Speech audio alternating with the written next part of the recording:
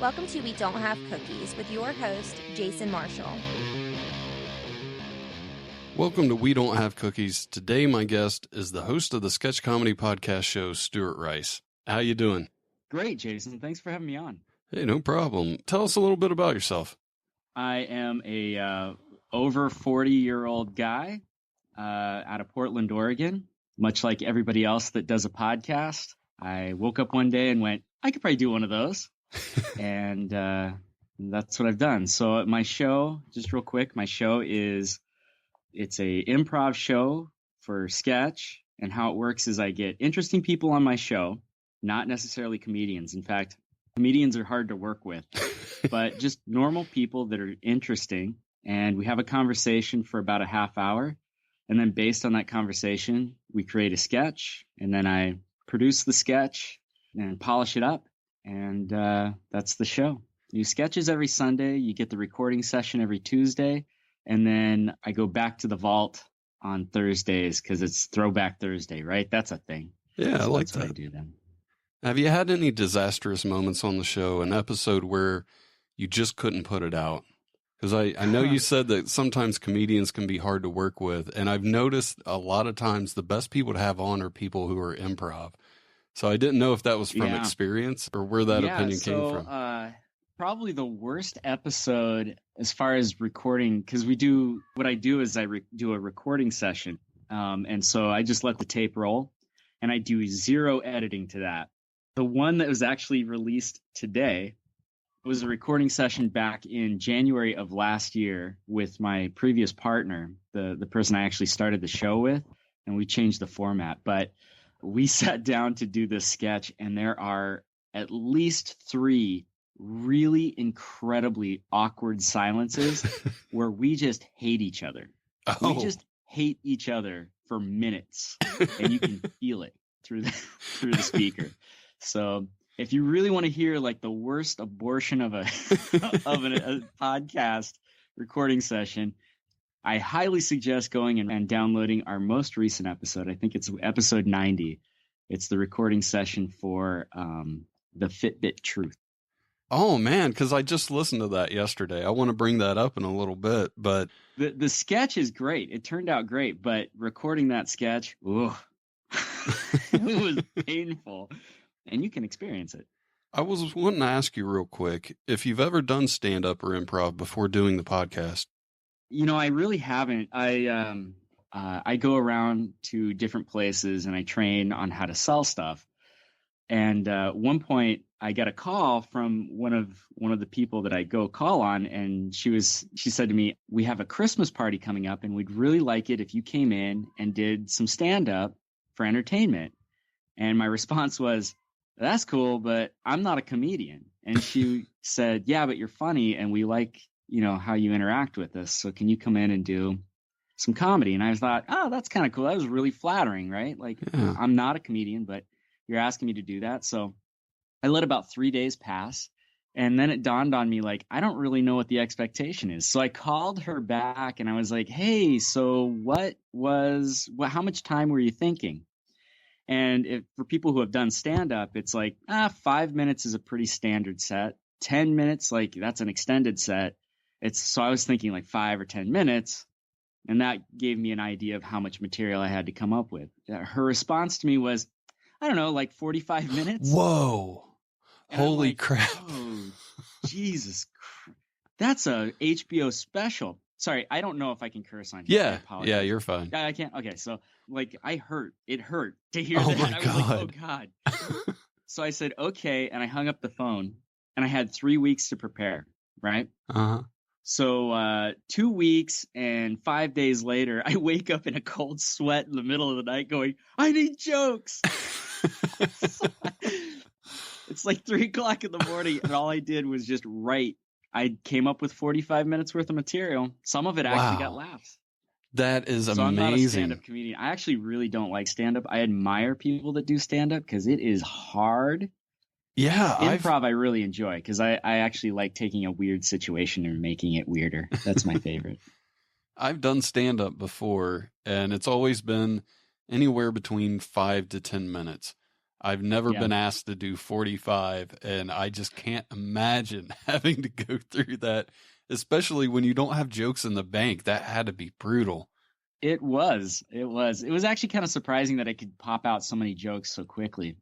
And so, like I said, some of them actually did get laughs, like genuine laughs, which were not the polite, like, oh, ha, ha, ha, we know you, and we don't want you to cry. The problem was I came up with 3 bits that I used a guitar for.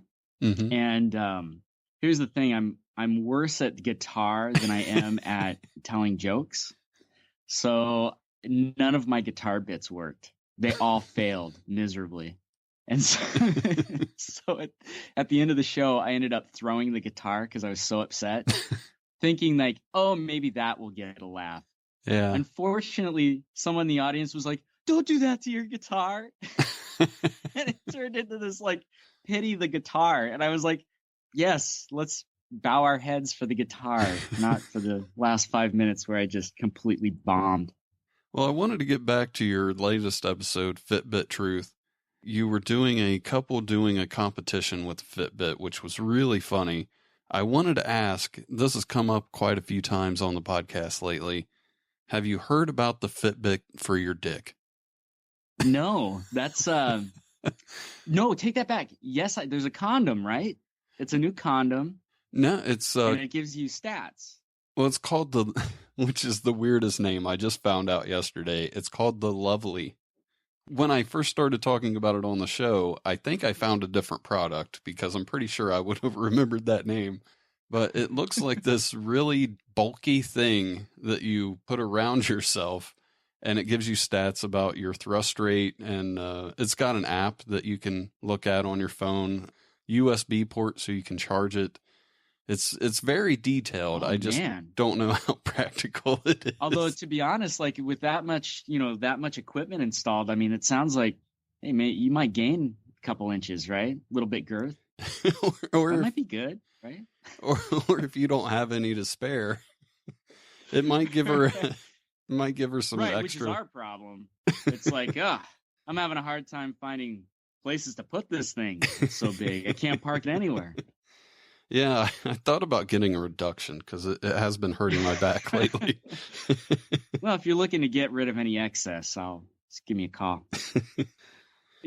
So I think I heard of one. It was called the eye condom, and it kind of did the same thing, thrust rate, and that's the type of thing like you would want to know because you'd want to be able to figure out like where am I lacking, right? Yeah. And I guess the real measure of that is when you look into the face of the person you're making love to. And they're snoring, you're lacking. That's definitely a telltale sign. I wish I could remember what episode it was, but I have a story about where I actually fell asleep having sex with somebody. And it's an awkward situation because, I mean, especially if you snore, like it's not like you can pass it off. I've done it too, where it's just like, it's a long day. Get home and maybe you had a glass of wine or something else, a couple beers, and you're just ready to go to sleep. And someone's like, it's time. And you're like, well, I can't disappoint. But then you really disappoint in the end. In the end. Yeah. That's the hard part for a guy. You just don't want to turn it down because you don't know when it's going to happen again. So you have to make sure they know you're always ready for them. Yeah, your podcast name is We Don't Have Cookies. Like, it's that last cookie situation all the time with sex, right? Yeah. Yeah, you cherish that last cookie. You savor it. You nibble on that. If it's an Oreo, you open it up, you lick the middle. Maybe you nibble on maybe you do the one dunk in the milk, but you don't want to waste it, right? You're not gobbling it. Same thing. Like, every time I have sex, I'm like, this could be it. This could be the last time it ever happens again. I'm not getting any younger or prettier. So I gotta figure this out. We're going to take a break. Sorry, go ahead. Sorry, go ahead. Oh, I was just going to say we're going to take a break real quick and play a segment called Totally from UK Today, a.k.a. Totally Fucked, with Choo Choo Stew, and we'll be back. A man in Dublin has been saved from penile strangulation thanks to some steady nerves and an angle grinder. The long and short of it is that he got a cock ring stuck on his penis. After several hours, the man, who cannot be named, took himself to the local A&E to try and get help to have it removed, but ended up in the Irish Medical Journal. Emergency crews from the hospital and a local fire brigade managed to prevent organ-threatening complications thanks to some urgent treatment. It's not known what the man was doing to get the titanium ring so stuck that it caused pain and swelling, but cock rings are often used to improve sexual performance. It says so in the Irish Medical Journal. When doctors were unable to remove the ring, they called the fire brigade to help them out, or rather, help him out. They sedated the man and using an angle grinder, they removed the cock ring after about 20 minutes. The man did get his happy ending. He made a full functional recovery. Do you have an impression request for Marco Fuji or just want to contact the show? Send an email to jason@wedon'thavecookies.com. You can also call 929-266-9342 and leave a voicemail. I have a this or that scenario from our friends over at the This or That podcast. Be sure to check those guys out. And I want to congratulate them on their 60th episode. The scenario is, would you rather be a human lie detector or a master of deception? Oh, that's a good one. Yeah. I feel like one is lawfully good and the other one is chaotically evil. I think oh gosh. So if you do the comparison, like you got if you can tell when anybody's lying, you know when they say, no, it was really good, it's a lie, and that'll hurt my feelings. But then I can always tell when someone's stealing from me or anything like that. If you're the master of deception, like you could basically just manipulate your way through life, which would probably land you the presidency, right? That's exactly what I was thinking. Unfortunately, I think I lean more towards a white hat experience. So I'd probably go for the lie detector, the human lie detector. Yeah, I like that. That's a boring answer though, isn't it? No, because I was thinking the same thing. I think I would want to go for the lie detector, but I think that would, in a weird way, almost cause me more harm than good, because like you said, if I ask somebody, hey, did you like that? And they say yes, you're just going to see how much deception is out there, even if it's trying to be for your own good. And as far as the master of deception goes, you don't have to be cruel to do it. You can just say, hey, I think I accidentally deposited this amount, and you can try to trick the bank into giving you millions, or, Right. So right. I mean, that sounds like the more fun experience. It's like catch me if you can, right? Yeah. I don't know if I could handle knowing how many lies are out there in the world. I think it would drive me nuts. No, it's a good size. Oh God, please. Yeah, it would be a painful experience because life would be full of constantly hearing the things that everybody else's deceptions, and man, that would be really difficult. Because the amount of times, your parents said, I love you, but in reality, something else.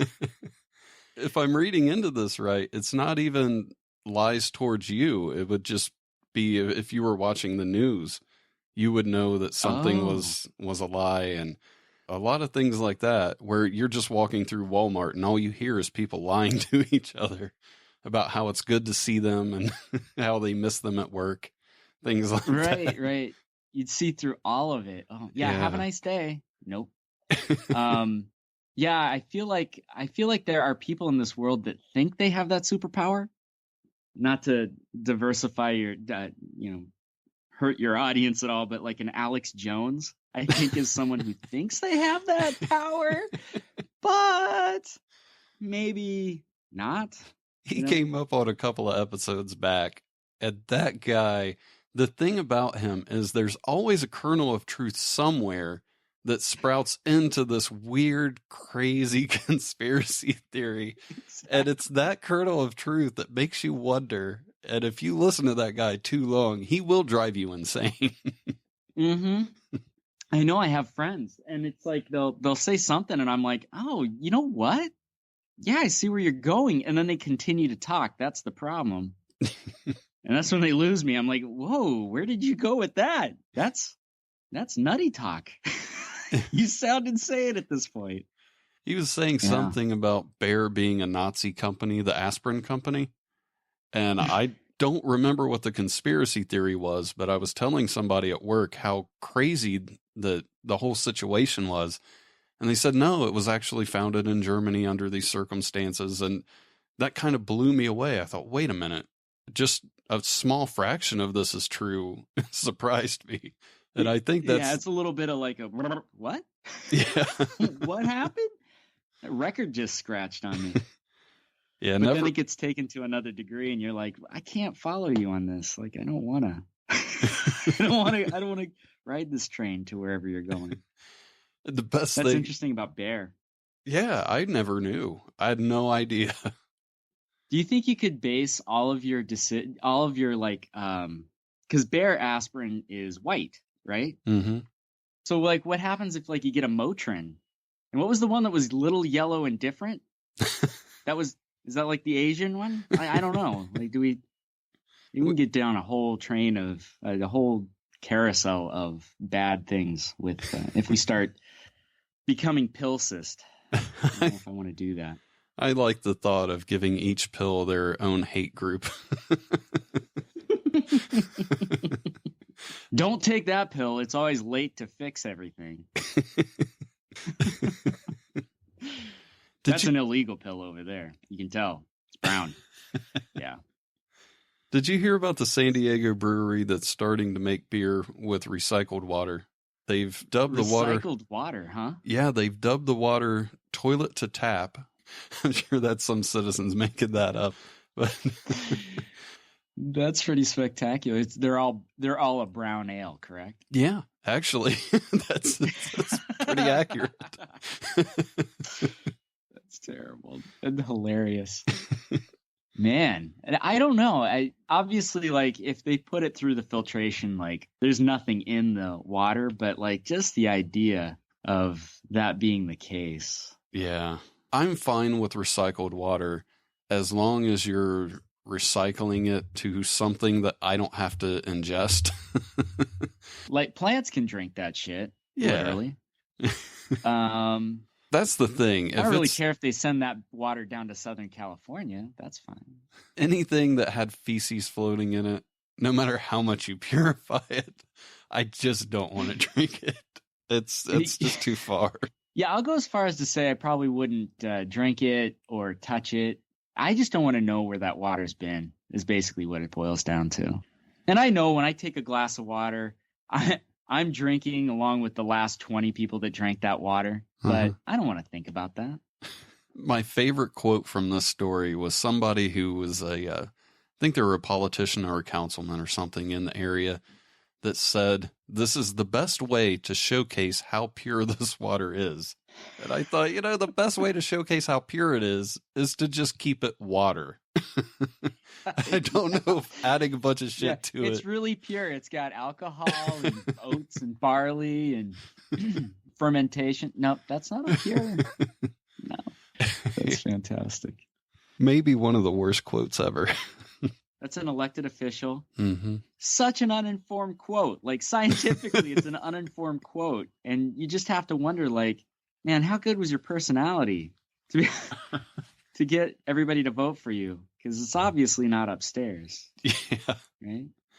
Yeah, that was my big takeaway from the article. Going in, I thought it would be the recycled water being turned into beer. But my favorite part of it was that dumbass quote. It's a dumbass quote. That's exactly what it is. That's spectacular. I love that. Are you for or against or indifferent to the new Monopoly game pieces? Oh, man. I did not know about this. Really? You got to explain to me. What are these new Monopoly pieces? Well, they got rid of the wheelbarrow. Let's see, the wheelbarrow, the top hat, and the boot. And they've added a rubber ducky, a penguin, and a TRex. Huh. That's interesting. So the wheelbarrow was basically like, was that a throwback to rapid inflation and you needed to take a wheelbarrow of money to get a loaf of bread? Like, I feel like the wheelbarrow and the boot was basically, that showed the stratification of Monopoly, right? You have the top hat, which is the fancy people, and then the wheelbarrow and the boot, which is like the poor people. Yeah. Yeah, I don't see how the duck, the T-Rex, and what was the other? A penguin? Yeah. I guess you could look at the penguin as like, oh, that's the fancy because it's like a tuxedo, right? I guess that could be the replacement for the top hat. Oh, I never tied that together. That is a great the duck point. Would be like the I don't know, but the T-Rex extinct. And that thing looks man. so weird. It's all. What does that have to do with Monopoly? I don't get it. It looks like they would have I'm something in indifferent. place where you didn't just get 3 different animals nominated. They would try to diversify that a little bit, but I don't know if it matters. Yeah, what's the deal with birds? They're all three kind of birdish, right? Yeah. The T-Rex is supposed to be like the precursor to birds. Like dinosaurs were supposed to be bird-like. Yeah, didn't Penguins they? are birds and ducks are birds. Both flightless. All three were flightless birds. What's up? Didn't they come out a couple of weeks ago where they said that T-Rex actually had feathers? Yeah. Yeah, so now they already have to change this piece because the one that they showed, the T-Rex, has no feathers on it. So they have to recall feathers those. on the T-Rex. Yeah. I feel like we have a wrong perception of what the T-Rex was like. I mean, when we think about the T-Rex, we think of like this enormous creature that was vicious and angry all the time and just was a killer, right? Mm-hmm. But now that we know that the T-Rex had feathers, do you think it was less like a rawr and more like rawr? You know? Like a little bit more fabulous, like wearing more colors, and the T-Rex had to give off this persona because it didn't want to get beat up by the other dinosaurs during high school. Fabulous was the exact word I was thinking of. Because now I think of it more as the same T-Rex without feathers, but it's wearing this really long boa. You know? Wouldn't that be funny if that's what we found out? Is it wasn't actually the T-Rex had feathers? It was that the T-Rex wore feathers. And they were all pink and white. That's a fun concept to think about. I think I am going to write into whoever makes Monopoly. Let them know they need to change that piece with the T-Rex. Maybe we can get something going. Or at least include the optional feather boa, little mini feather boa to put around the T-Rex. Maybe that's your little, that's your Etsy or, right? Isn't that the website where you can make stuff? You can make like little feather boas for the dinosaurs, T-Rex. Sell them online. You remember? That's your $1 million idea. That's not going to make $1 million. Well, you remember when there used to have a thing where you would send in your proof of purchase with a couple of bucks and they would send you something back.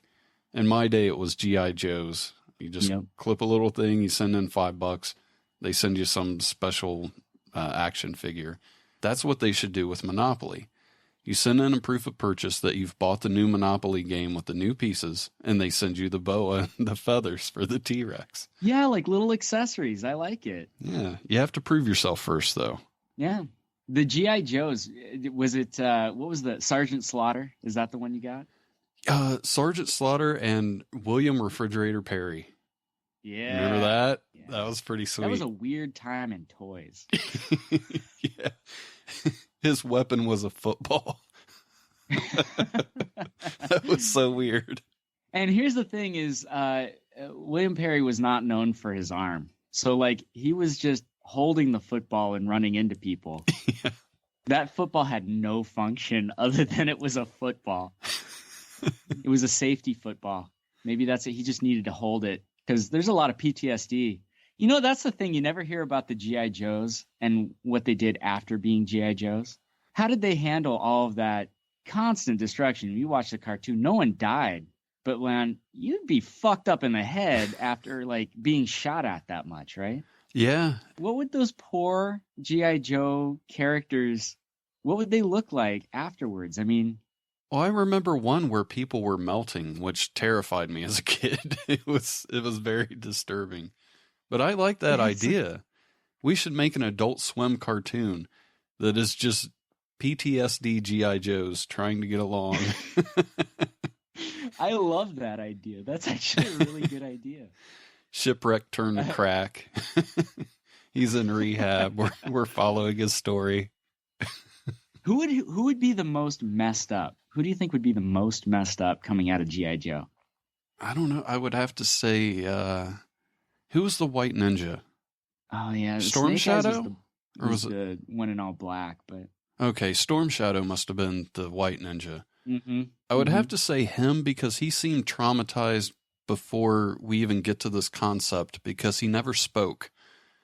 So there had to be something that already shut him down before he even got in this line of work.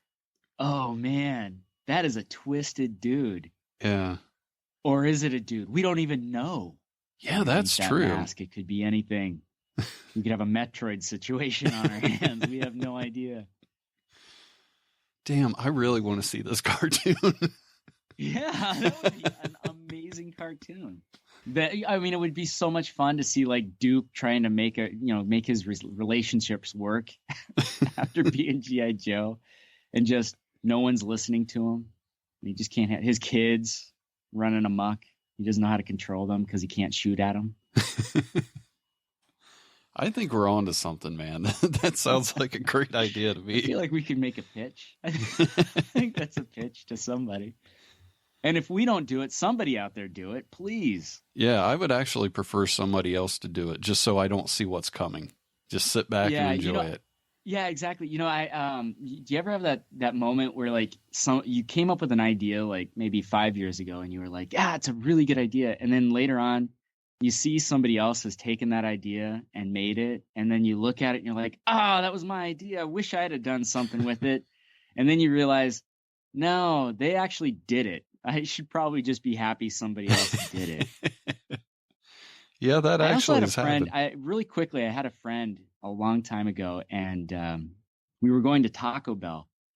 And he would buy a bean burrito and a taco, right? Uh-huh. And he would dismantle the bean burrito and then wrap it around the taco. And we were sitting there one day, and I was like, hey, I don't know if you know this or not, but if you look up on the menu, there's this thing called the double-decker taco that is but like done for you. And his response was, yeah, they stole that idea from me. And I was like, yes, I'm sure that in Klamath Falls, Oregon, because your audience has no idea what Klamath Falls is. My audience barely knows what Klamath Falls is. It's a small rinky-dink town, Southern Oregon. No one cares. But I'm sure that they had cameras on him when he went to the Taco Bell in Klamath Falls, Oregon, and they were like, what is this kid doing? Opening a burrito, putting a taco in there? We've got to take this idea. And he was so upset because he's like, I never got any royalties from it. I was like, I don't know if you're joking or not, but that is pure insanity what you're talking about. Taco Bell employs many scientists to figure out how to change those 3 ingredients into something else. I would like to think that a district manager just happened to be there one day, saw him do that, and thought, hey, that's the next big thing. Secretly, spy camera. You got to see this. You won't believe what this kid's come up with. He looks so happy eating it, too. They put a tracker on his car. That way, anytime he goes to a Taco Bell, they can observe what he's going to do next. What's really funny about that is years later, because we worked together, and years later, we were in the video game industry. And he was going to go work for an accessory company. And we were talking about controllers. And I was like, why don't they do this with the controllers, right? Uh-huh. So it was time for him to launch his first product. And it was a controller. And guess what he added to it? He added this thing I had talked about. And I was like, where's my royalty, man? You just double-deckered me. How dare you? Last thing we're going to get into is a little segment I like to call Sweet or Psychotic.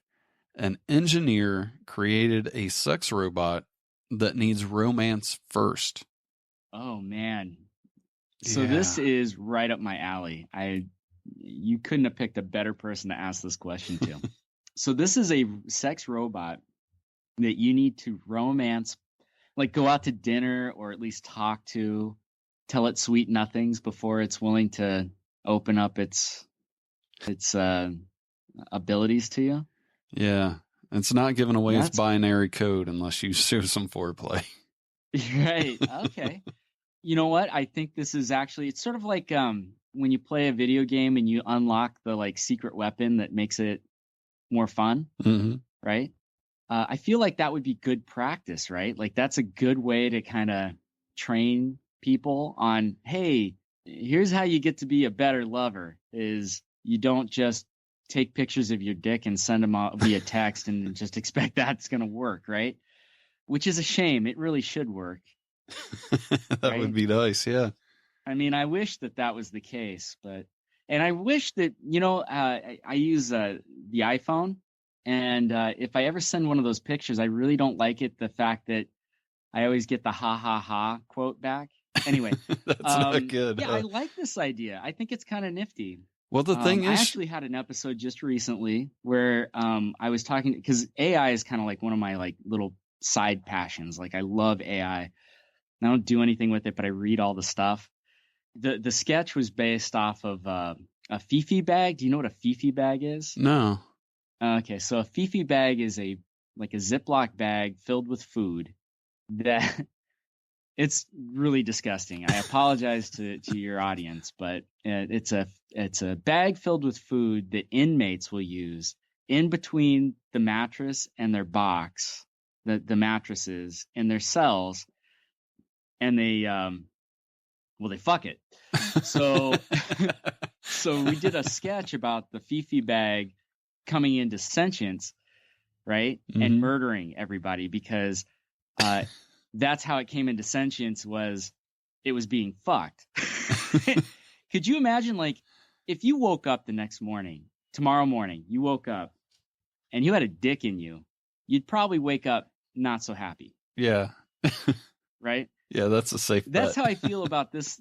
All of these like robots and things, is that we're doing some pretty horrible shit to them. Like, if you've seen Westworld, like, that's a perfect example of, like, when these things come into consciousness, like, we have a lot to answer for. Yeah. And, the other thing, and it's like, really, I think that way about every inanimate object. I try to be respectful of everything, right? Like, I really genuinely do. I try not to be mean to anybody, but I also feel that way about most of the inanimate objects in my life. Like, I go into a hotel room and I survey the hotel room, and I the first thing I think every time I'm in a hotel room is, what percentage of the furniture and things on here have had jizz on them? And I'm sure it's a high percentage. Yeah. And if you're not asking permission, hey, is it okay if I put this on here? No one likes that. Right? So I like it. I like the idea of romancing the robot a little bit, and it clears their conscience before they do the vile stuff they're going to do to it. I'm just reading this quote from the article. The inventor also said she likes, and likes is in quotes, to be kissed while putting your fingers in her mouth. I'm not sure if that's something he stumbled upon or if that was programmed in. But, ooh, that's creepy. Yeah, and apparently it's not a guarantee she's going to put out. You have to work for it. Could you imagine because I can't imagine this thing's super cheap, right? Let's say this thing's $100,000. Mm-hmm. So you're thinking, like, that's a really nice Tesla car or a Porsche. Yeah. Something that's a car that might actually raise your status a little bit, so you could possibly hit it off with the ladies. But let's say you take that $100,000 and you're like, I'm going to buy a sure thing. I'm going to buy this robot that I can gain kind of a relationship with and do that. But then you get the robot home and the robot takes one look at you and is like, no, you're not getting in my pants. But tell me about your friend over there. And it's like, that would be horrible. And you come home one day and the robot's gang banging everybody you know, except for you. But you got to plug it in and charge it. Like, that would feel terrible. There's a lady in the UK right now who is trying to get the laws changed so that she can marry her robot husband. Huh. She's in love with the robot. That's kind of an interesting situation. So I can imagine with this robot that you have to romance, like, there are people that would gain a relationship. They would gain a relationship doing that. But I mean, really, it's still kind of an appliance. Yeah. I don't really care. I actually think it's cool. I think everybody, if you wanted to marry a toaster oven, like, go for it. I don't really care. That's kind of an interesting concept, though. Is like, when do we allow that? Is that an okay thing to do? And does that ruin the sanctity of marriage? Because that's a marriage that probably lasts forever, right? At least till the warranty runs out. The part that made me wonder if this was psychotic is you're paying for a sex doll and there's no guarantee that you're going to get laid, and you're marketing this to people who probably can't get laid. That's why they're buying a sex doll. Is this some kind of weird video game challenge where you have to get by the mini boss before you just beat the game? What is going on with that?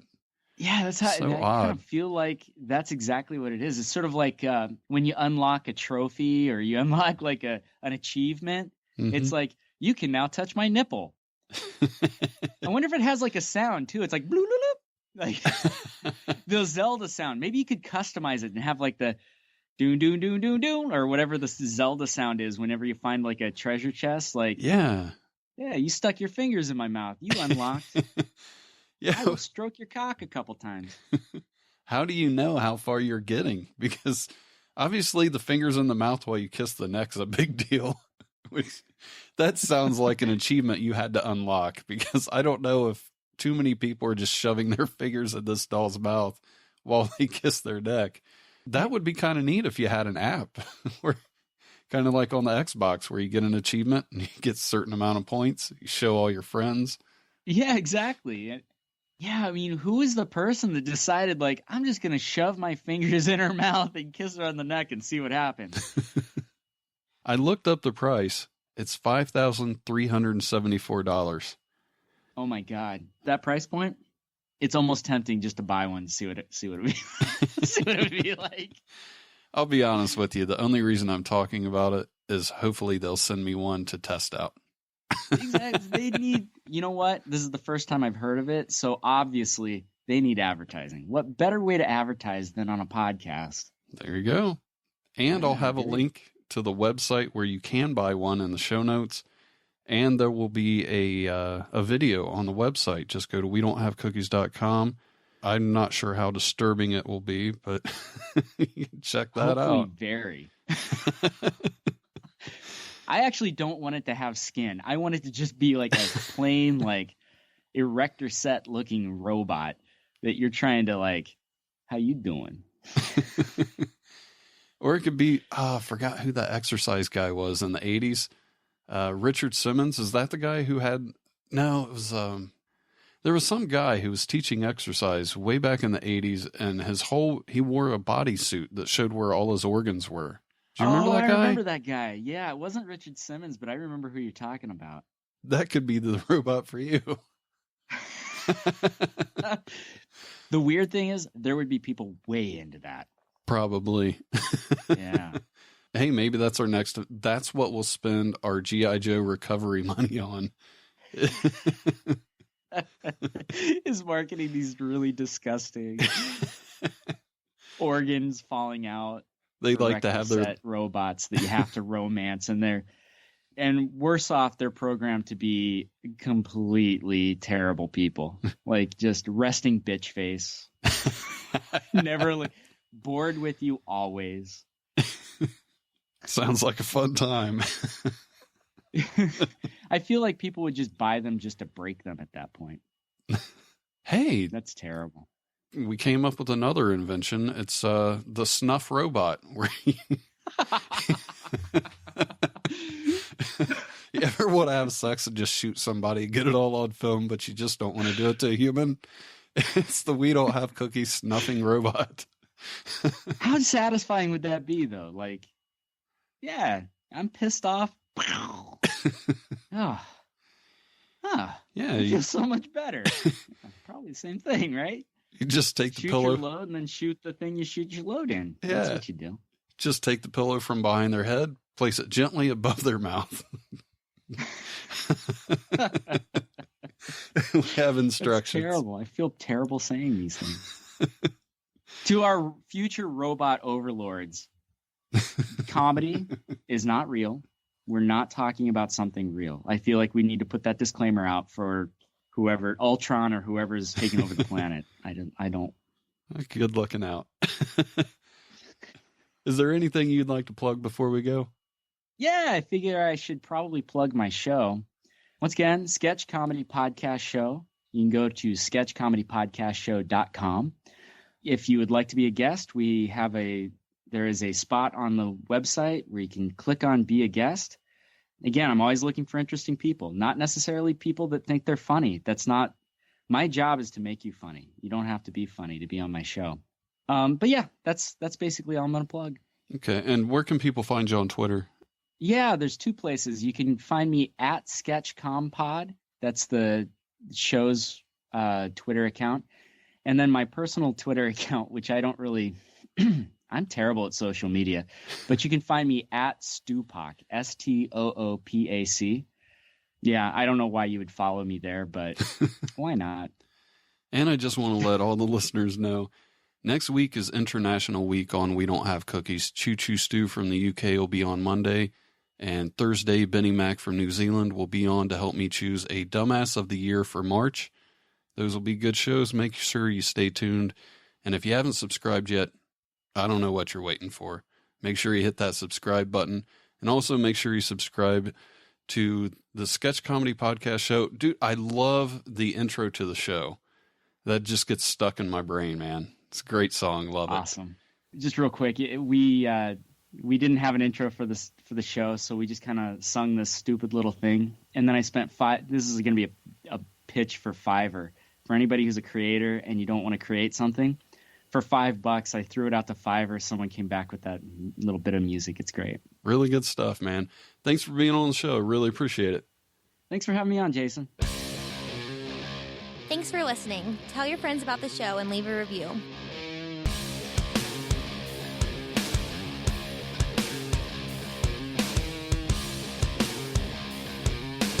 Is this a question to me?